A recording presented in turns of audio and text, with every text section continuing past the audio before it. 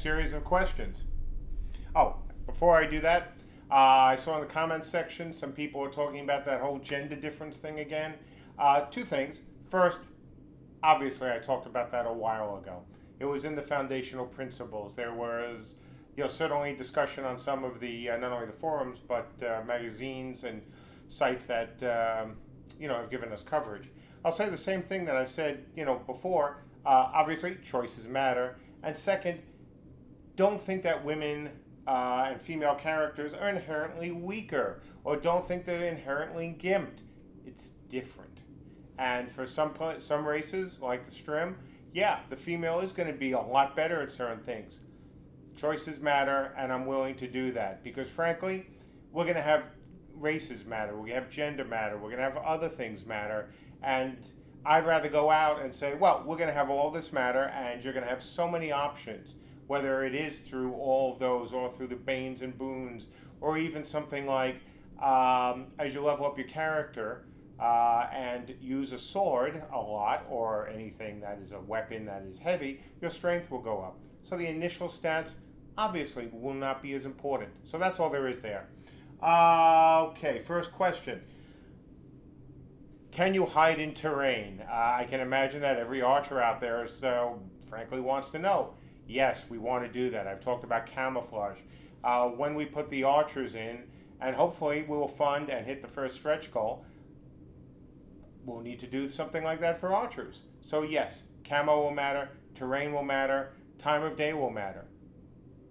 Choices matter. Will there be a cost with exiting out of the Veil? Well, I can imagine why you asked that question, and everyone wants to know. Yes, there will be a cost. What the cost will be, don't know yet. Will it be some sort of small debuff when you get out, so maybe you can't attack right away? Or maybe it will simply be that you lose, maybe you lose some health before you come out of the Veil. There will be a cost for exiting the Veil. And that's, again, if we do it, something we want to talk about and see how it plays. Because if we want a class that can come out of the Veil and not immediately be killed, or can come out of the Veil and immediately take action, then we've got to consider all these things, and we intend to. Camo for Archer class, actually. Well, I talked about that a little bit above, and yes, I want to find a way of doing camouflage and doing it well for our archers. Again, camo, not stealth, and I think almost everyone who's going to be hearing this knows the difference. What are we going to do if we fail? We're going to be depressed. I mean, honestly, we're going to be very sad. My team has put a tremendous amount of effort in this. It's Saturday, everyone's here. Sunday, everyone's going to be here. These guys and gals have given me everything they have. And so, we're going to be sad. Does it mean the end of Camelot Unchained?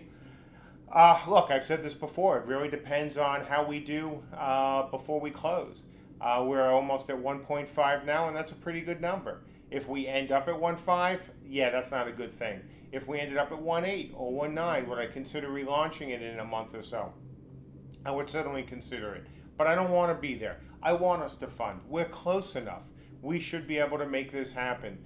When you look at other Kickstarters, whether it's, Soda or, Eternity or Torment, they all had very strong last 3 days. That's what we're hoping for as well, especially a strong final day.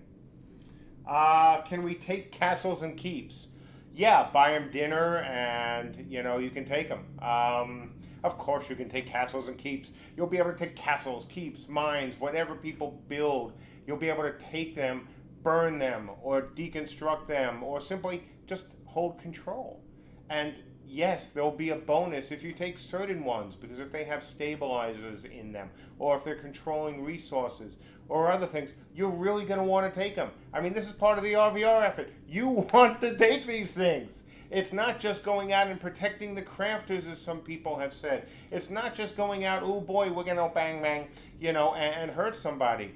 There are going to be more objectives in this game for you than you're probably going to know what to do with. And they're not all going to be bunched together. You guys are going to have to use some strategy, some tactics, tactics. And not just to run around, in a Zerg. You can try. It probably won't be the most efficient way.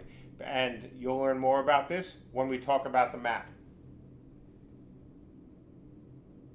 Will I do an AMA? Well, after today, I'm not sure there'll be any more questions, but I know obviously if we do an AMA, there will. The answer is yes. We've already reached out to the mods. We sent a little picture, with, hey, this is really Mark Jacobs. And so hopefully we're going to do one on Monday.